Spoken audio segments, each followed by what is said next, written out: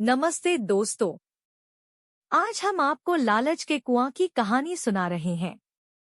आइए सुनते हैं ये कहानी। एक राजा था। उसने अपने मंत्रियों से सवाल पूछा कि ऐसा कौन सा कुआं है जिसमें गिरने के बाद आदमी बाहर नहीं निकल पाता। इस प्रश्न का उत्तर कोई नहीं दे पाया। आखिर में राजा ने अपने राज पंडित से कहा कि इस प्रश्न का उत्तर 7 दिनों में बताओ, नहीं तो तुम्हें नगर से बाहर निकाल दिया जाएगा। राज पंडित उस सवाल का जवाब ढूंढने निकला। 6 दिन बीतने के बाद भी राज पंडित को जवाब नहीं मिला। निराश होकर जब वो जंगल से गुजर रहा था, तभी उसकी मुलाकात एक गडरिये से हुई। गडरिये ने राज पंडित की उदासी का कारण पूछा। राज पंडित ने उसे सारी बात बता दी। गडरिये ने कहा, मेरे पास पारस पत्थर है, उससे आप कितना भी सोना बना सकते हैं। फिर आपको राजा के पास जाने की जरूरत भी नहीं पड़ेगी। लेकिन इसके पहले आपको मेरा चेला बनना पड़ेगा। पहले तो राज पंडित ने सोचा कि मैं इस मामूली गडरिये का चेला क्यों बनूं।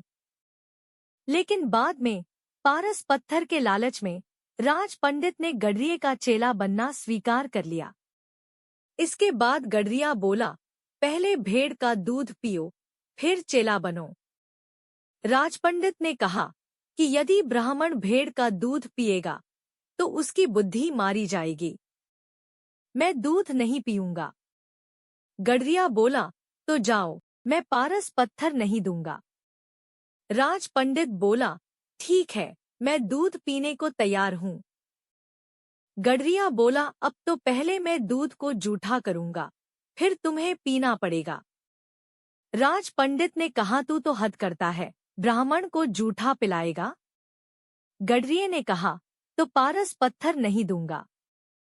राज पंडित बोला, ठीक है, मैं जूठा दूध पीने को तैयार हूं।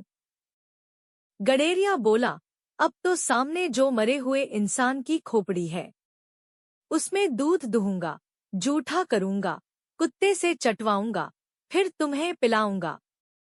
तब मिलेगा पारस पत्थर, नहीं तो अपना रास्ता नापो।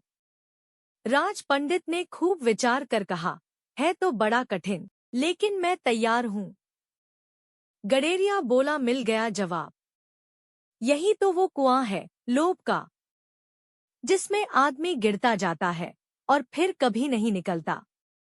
जैसे कि तुम पारस पत्थर को पाने के लिए इस लोभ रूपी कुएं में गिरते चले गए। राज पंडित को राजा के सवाल का जवाब मिल चुका था। कहानी की सीख। कई बार हम लालच में इतने अंधे हो जाते हैं कि अच्छे या बुरे का फर्क ही भूल जाते हैं। यहाँ तक कि अपना स्वाभिमान भी भूल जाते हैं। ऐसे लोग पैसा तो कमा लेते हैं, लेकिन लालच की वजह से कभी संतुष्ट नहीं हो पाते। इसलिए लालच से बचकर रहें। अगर आपको यह कहानी पसंद आई हो तो कृपया लाइक करें और अपने दोस्तों के साथ शेयर करें।